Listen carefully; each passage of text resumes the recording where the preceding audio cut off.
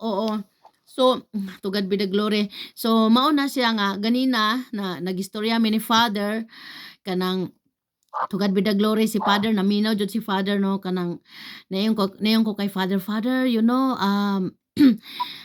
una-una nayon kong father kanang na ako'y ihandyo father kaning gagmay bitaw nga mga santo kay Mama Mary, kay Divine Mercy." Unya as father kay wa man day kahibaw-an na kay katong pari namong una, ang pari namo sa una nga taga India siya may nagdaan na nay. Kay sa unahan naa man gud mi diri ay kanang katikisim nga naay magtudlo sa mga bata before ang mass. Magparid na sila to sa harapan diya, kaning bayhana baw asa na to siya karon wala naman siya nikuanay. Wala ko kakita wala siya. So sa laktod istorya napundo na siya kanang mga gagmay nga mga santo diha sa drawer. Motong gihanjo si father ko father kanang muhatag lang kog love offering sa church father pero mangayo ko ani father diya. Siya nga oo, ay gi-bless ni father tanan pero wala ko gikuha tanan hinay-hinayon lang siguro na tog kwan. Kay akong ipanghatag sa mga naay kinahanglan kanang tagaan ba.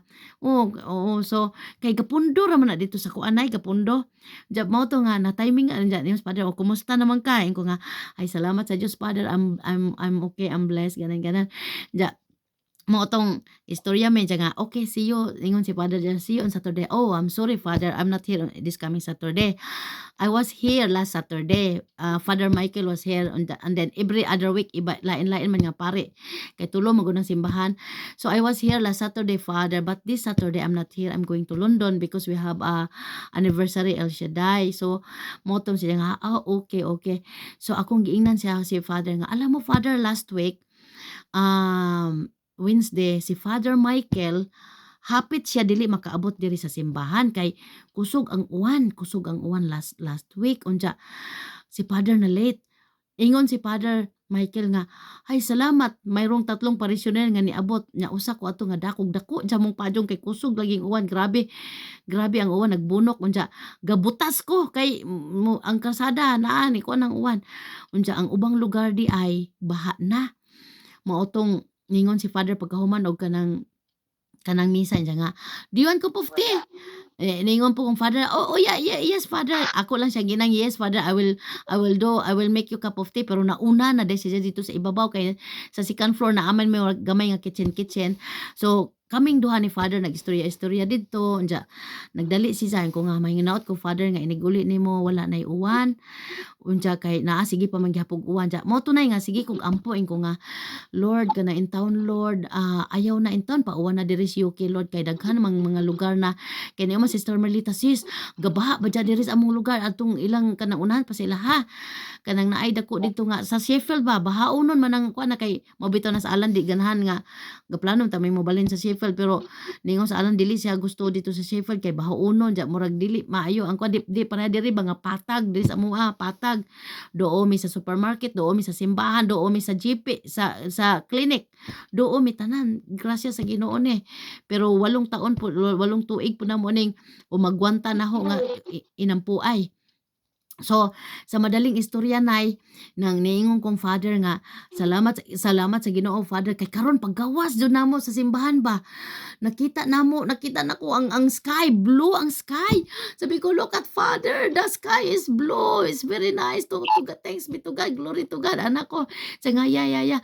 Akong ina siya, "You know, Father," pero ningon din siya nga, "You know, yesterday I'm planning to go to Southwell, but oh dear, I can't go there because of the flood."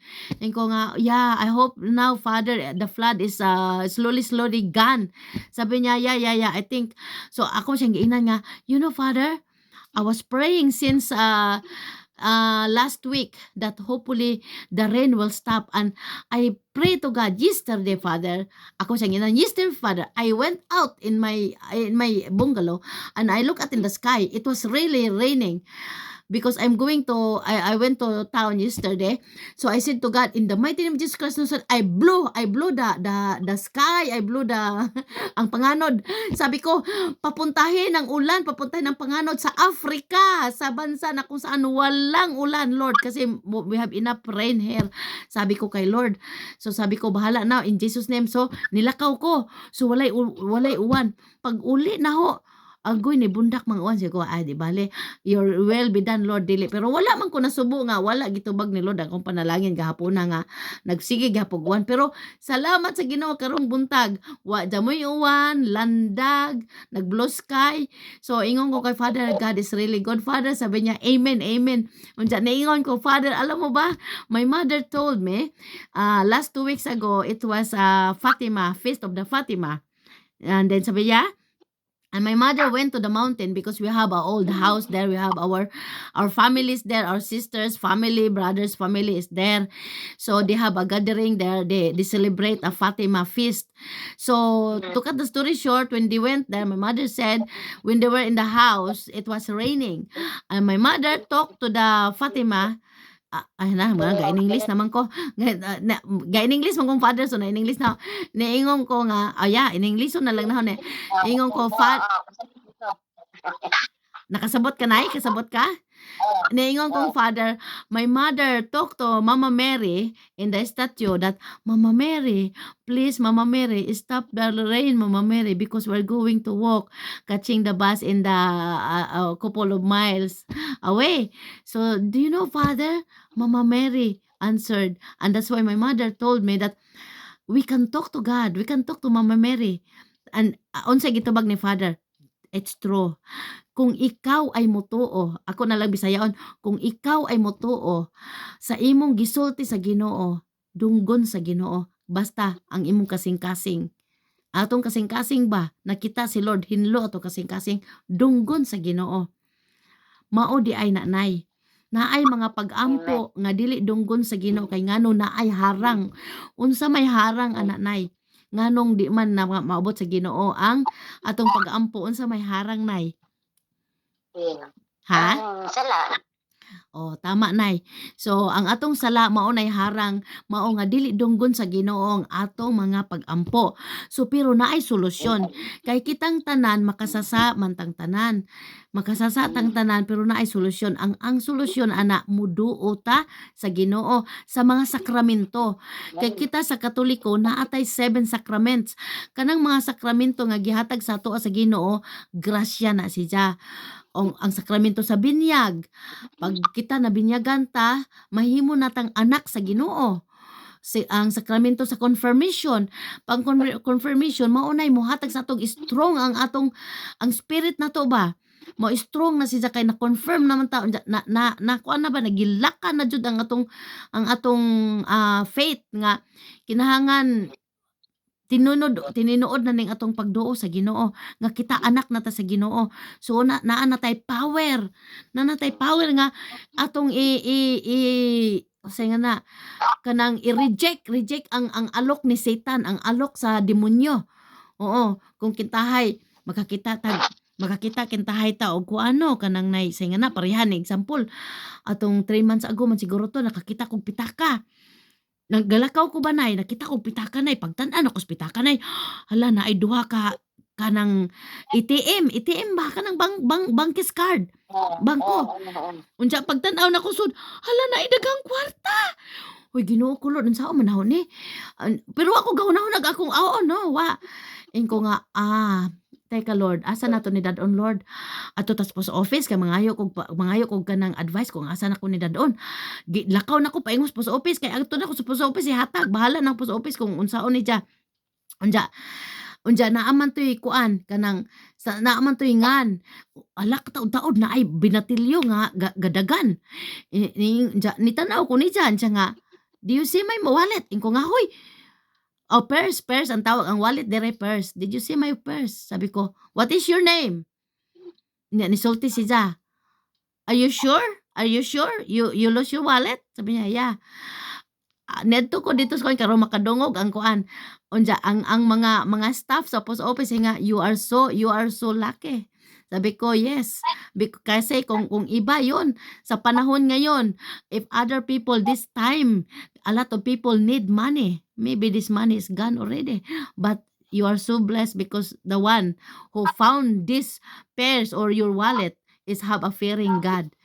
Kaya sabi kaya sila nalipay sila na ko nga Lord, salamat Lord ha. Ginamit mo akong instrumento sa imong goodness karong adlaw. Lipay ang binatilyo kay tiaw ba daghan ang kwarta ni Ja tag 20 tag 20 pounds ang sud. Unya wa na ko giha pero nakit-an akong gibungka akong gitan-o wala daghang kwarta diyan naay bank karon diri uso diri kanang card bitaw nga moadto ka sa kanang shop unya imo ra nang mopalit kintahay kanay. Mopalit ka bisag wa ka kay bisag wa jamo wa ka kahibog unsay imong PIN number anang karda. Pwede mo nang gamiton nay. Pero ma-trace up ka kung ma-trace up kung asa nang kuan, asa nimo na gigamit kay ngano mutatak man na dito sa resibo unya katong tag-ija manawag sa bangko nga tan-awa kuno kay nawa ang akong kuan sa mo ni mao kana ma-trace up kung asa. Pero kung magtago tong makakita sa bagay ang Ginoo di jud ta makatago sa Ginoo. So nahitabo na sa ako nay kadaghan. Hmm, Hindi ka makatago ang Ginoo mo oo. tanaw. Oo, kung ang Ginoo mo na giingon nga mo na giingon kung honest ta sa gamay nga butang, kung honest ta sa gamay nga butang ang kapag katiwalaan ta sa Ginoo. Oo, kay kadaghan ko adto pong mga 2 years ago yata yon nakakita po kog wallet nga naay cellphone. Unsa ang cellphone naay sud nga wako kabantay maragway kwarta pero naay ATM. Duha man tingal to ka ATM. Unya may gani kay ang cellphone kay naa may akong gitan-aw, naa may isahang contact number so akong gikontak. Unya akong giingnan nga moadto ka sa St. Joseph Church kay adto nako ni hatag nimo. So akong gihatag unya kay naa man ko'y mission adto nahatag-hatag man tingali kog Holy Communion sa tiguwang. So akong gibilin. So mo to akong gibilin sa simbahan. So nakuha na simbahan kadtong kuan. So kadaghan ko na kanang napoy usahay nga kanang muanha ko sa ATM ba unya naay gadali-dali makita ko na may ATM card diri nga nabilin, nakalimtan. Oh, di akong kuhaon di akong dadun ako dito sa bangko. Oh, di ay ATM na hibilin dito sa kuan sa machine wala na hinumdumi. Unya nay nahitabo bitaw na punahon nay nga akong ATM nay nakalimtan punahon nay kay nagkuan ra ko ba kanang gi-check na ko kung balance. Sa sobrang nako excited nagadali gikuha nako ang kanang nay i-check na ko balance na nigawas naman tong papel. Katong kanang kuan ni gawas na siya akong ikuha. Sus kay nakalimtan man ako ang ATM nay nawagtang. Agoy Ginoo ko Lord, asa man to Lord, asa man to.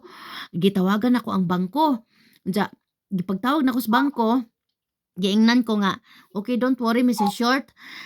Pila man madyo kay nakahinumdum ko kung pilang akong balance na hinumduman na ho." So inja nga the same kung pila ang balance nga imong nahinumduman mao gyapon so walay nabawas salamat sa Ginoo. Diyan ningon siya nga okay do not worry we will send you a new card. So tan-awa na after 3 days nadawat na ko ang akong bagong ATM.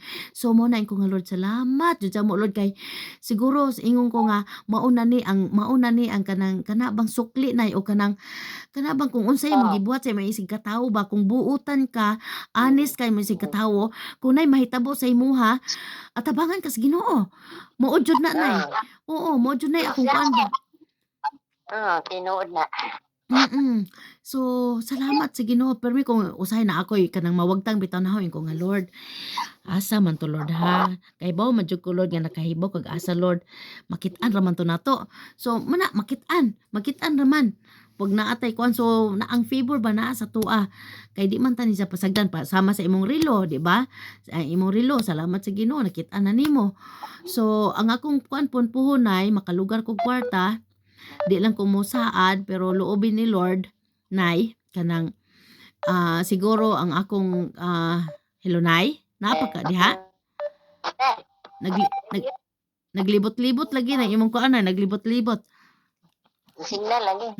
nag-dry akong kuano but anyway punpunay makalugar ko punpunay kanang siguro pang Christmas na ko sa upat nga bata diha nga hopefully magbinuotan sila da nimo tubangan ka nila nga kanang magrosaryo mo diha ubanan ka siguro sa tagbilaran bibilihan ko yan sila ng relo silang upat oo tag 500 worth of 500 nga relo para naa sila orasan sa ilang pag-eskwela. So, pero ang akong kuanan kinahanglan dido their ano task sa bahay kanang mga buluhaton nila banay. Ini kabuntag na manilhig, na manghugas, na magdungag. So, inaana pa ba gihapon ang gibuhat ana nilang upat mga bata magtinabangay? So salamat. Mo lang na akong handyo nga magtinabangay sila kay kung looban sa Ginoo punpunay maling Ginoo kung maka-abroad si Banje kay niingon si Sister Sinaida, "Sis, puwede man mo abroad imong si Sister Banje, sayang wa man siya nisud gud makadungog unta siya sa among conversation." Oo, unya kanang naa kuno ay mga agency nga wala kuno'y bayad. Oo, sa primero ang pag-abroad sa primero kay siyempre lain kang bansa mag-adjust jud ka sa klima, mag-adjust ka sa mga batasan sa tawo pero okey ra na, kayang-kaya 'yan. Ang mga adjustment kaya 'yan kasi kasama natin si Lord, eh. Kasi ang na-feel nako ang kuan ni Banji ba ang kanya ang iyang blessed ang iyang sa ingana kasi kung sa tawhanon pa ang swerte, pero kita dili man ta moingog swerte 'no, blessed, we are blessed. Ang blessing ni Banji wala siguro sa Pilipinas, naa sa abroad.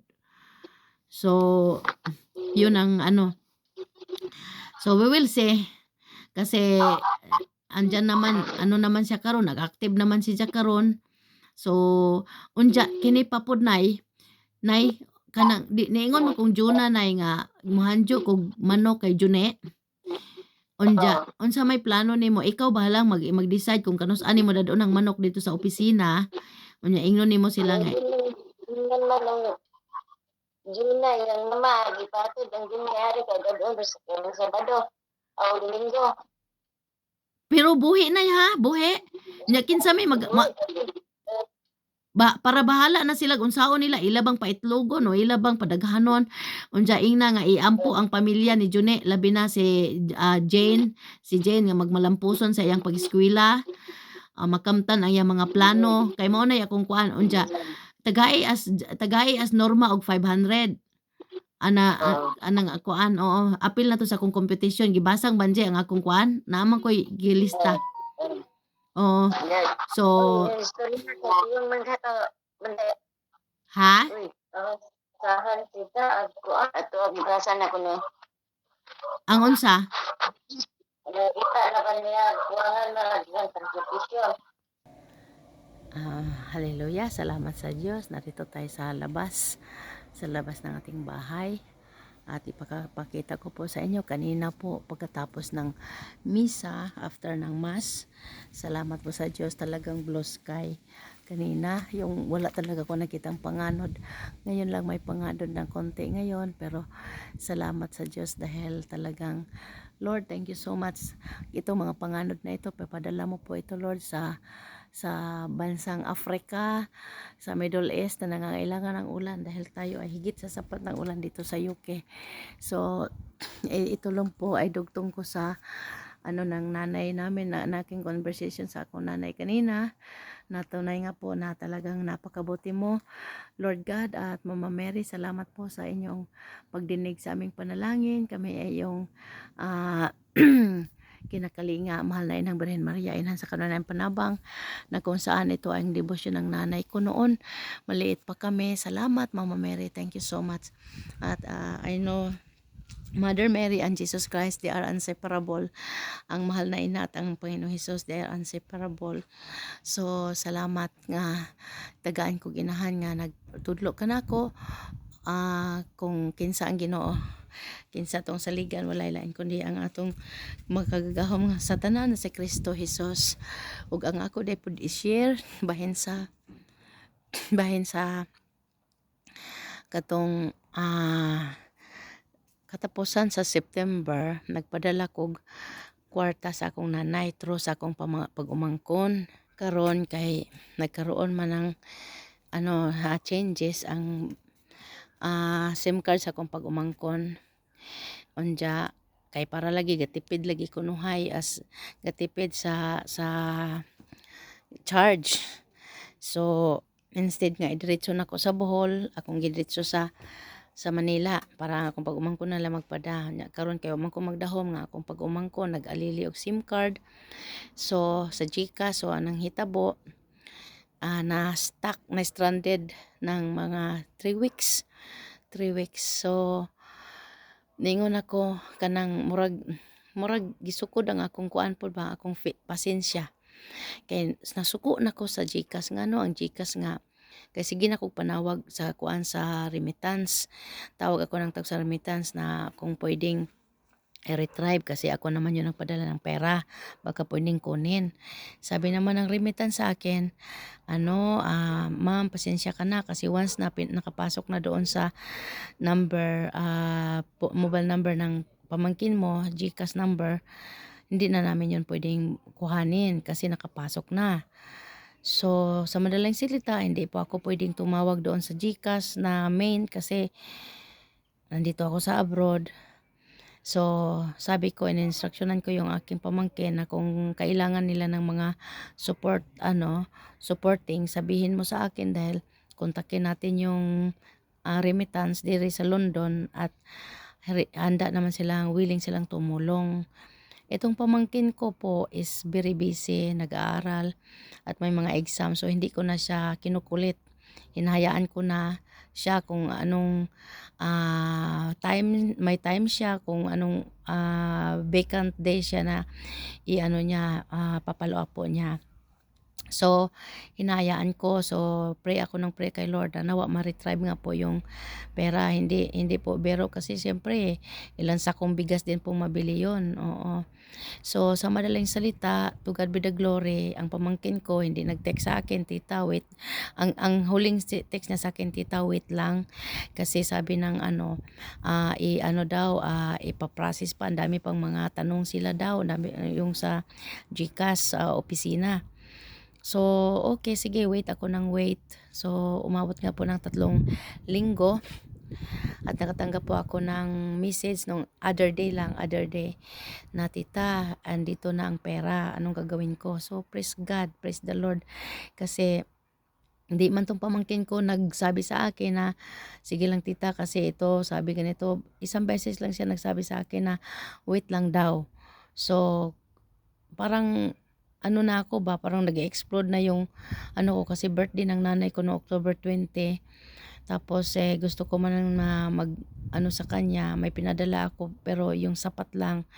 Oo, kasi yung pera na yon na na pinadala ko sa pamangkin ko na ipaano ko sa nanay ko kasi nga mayroon akong utos sa pamangkin ko. So, sabi ko, i-forward na lang yung para kay nanay, sa lola mo, sa mga ano ng nanay ko, monthly allowance.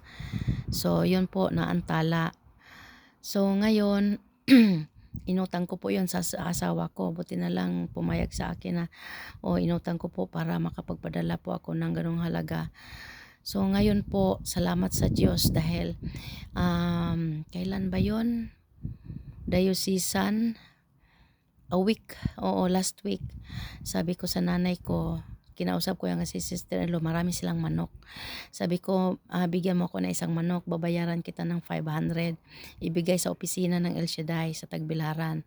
At ang kabilin-bilinan ko kay nanay, ipanalangin ang pamilya ni Vicente Galliogo at Maxima Galliogo." So, yun ang kabilin-bilinan ko. So, thank God, after a week doon sa manok na yon, answered prayer kami. So, Lord, salamat. Tunay nga po na buhay ka at makapangyarihan.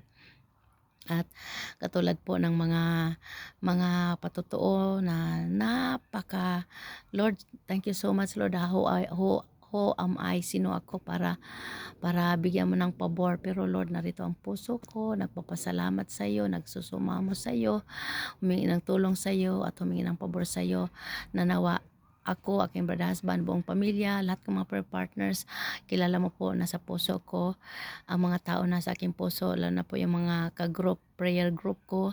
Ah, You know them, O God, kasama sila sa panalangin. Nanawa ang patuloy na favor, Panginoon, galing sa iyo ay patuloy naming mararanasan. Salamat po, Yahweh Shaddai, salamat. At pagpalain mo rin po ang lahat ng mga taong nangangailangan ng tulong mo, mga humingi ng panalangin, especially po, Lord, thank you sa palala. Yung Sister Gina Acobal, humingi ng panalangin sa kanyang brother husband na si Brother Dennis Acobal. At saka kay Father Roberto taga Batangas, na nawa sila ay pagpalain mo Lord, ibalik mo sa kanila ang kalakasan, kalusugan, ang pangangatawan, mag-normalize ang lahat ng mga organs upang sila Lord ay patuloy na makapagtrabaho, makapaglingkod sa iyong ubasan. At also Lord, ang anak ni Sister Jane Galang, na si Faith ba yun, ay i-bless mo rin po ng kagalingan, speedy recovery. At sa lahat, Lord, lahat ng mga nangailangan ng habag at tulong mo. At higit sa lahat, Lord, at ang kapayapaan, Panginoon, sa bansang Israel, sa Gaza, sa lahat ng lugar na may kaguluhan, Panginoon, ang Russia, ang Ukraine. Nawa, Lord, pagharian mo po sila ng iyong kapayapaan. Matigil na itong gera, bagkos, Lord, ang pagtutulungan, pag-uunawaan, pagmamahalan ang mamamayani, O Lord God. At higit sa lahat, Panginoon, lahat ng tao na lilikha mo sa buong mundo, magkaroon, Panginoon, ng ugnayan sa iyo, magbalik loob sa iyo, repentance, heart, O God, at kilalanin ka bilang Diyos sa bawat buhay. At sundin, pakinggan ang iyong mga utos, ang mga nais mo upang maghari ang iyong kapayapaan, pag-ibig sa lahat ng dako sa buong mundo, especially in our family, sa tagsa-tagsa namo nga kinabuhi. Maghari ka at wag mo pong kalimutan, Lord, ang aming mga prayer partners, Lord, sa bansa na kung saan may kaguluhan, lalo na sa Israel. Keep them safe, O Lord God, at gamitin mo silang living testimony of your goodness, living testimony of your kindness, Yahweh Shaddai, Lord Jesus, Holy Spirit, at sa tulong at panalangin ng Inang Birhen Maria. Maraming salamat sa ngalan ng Ama, Anak ng Espiritu Santo. Amen. Salamat. Thank you po. Salamat sa Diyos.